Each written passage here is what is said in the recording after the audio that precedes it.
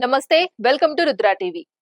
TDP యువనేత AP విద్యాశాఖ మరియు ఐటీ మంత్రి నారా లోకేష్ ఇటీవల జరిగిన ఐసీసీ మెన్స్ టీ20 వరల్డ్ కప్ ఫైనల్ మ్యాచ్ ను ప్రత్యక్షంగా వీక్షించి అహ్మదాబాద్ లో సందడి చేయటం రాజకీయ వర్గాల్లో చర్చనీయాంశమైంది. భారత్ న్యూజిలాండ్ మధ్య జరిగిన ఈ ఫైనల్ ను చూడటానికి ఆయన స్వయంగా వెళ్లటం ఇది మొదటిసారి కాదు. అంతకుముందు కొలంబోలో జరిగిన భారత్ పాకిస్తాన్ మ్యాచ్ ను కూడా ఆయన స్టేడియంలోనే వీక్షించారు.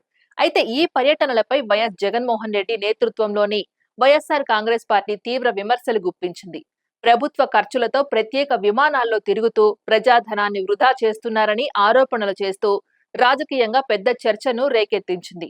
ఇదే సమయంలో లోకేష్ క్రికెట్ అభిమానిగా స్టేడియాల్లో కనిపించడం, భారత జట్టు జెర్సీ ధరించి జాతీయ జెండాతో అభిమానులను ఆకట్టుకోవడం సోషల్ మీడియాలో వైరల్ అవుతోంది. ఈ పర్యటన సందర్భంగా ఆయన జైషాతో కూడా సమావేశమై చర్చలు జరిపిన ఫోటోలు బయటకు రావడంతో రాజకీయ చర్చ మరింత వేడెక్కింది.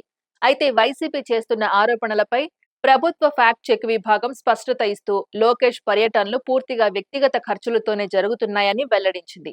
అయినప్పటికీ రాజకీయ విమర్శలు ఆగలేదు.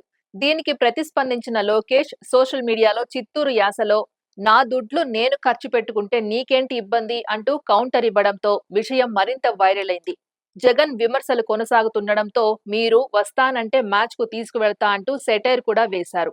ఈ వ్యవహారం రాజకీయంగా పెద్ద చర్చకు దారితీసింది.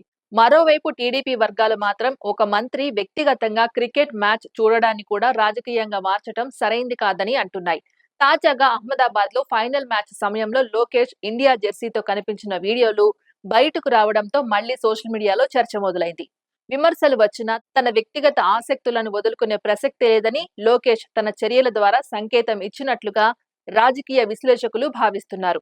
అంతేకాకుండా తాను స్టేడియానికి వెళ్లి ప్రత్యక్షంగా చూసిన ఏ మ్యాచ్ల్లోనూ భారత్ జట్టు ఓడిపోలేదని ఆయన చేసిన ట్వీట్ కూడా ప్రస్తుతం వైరల్ అవుతోంది.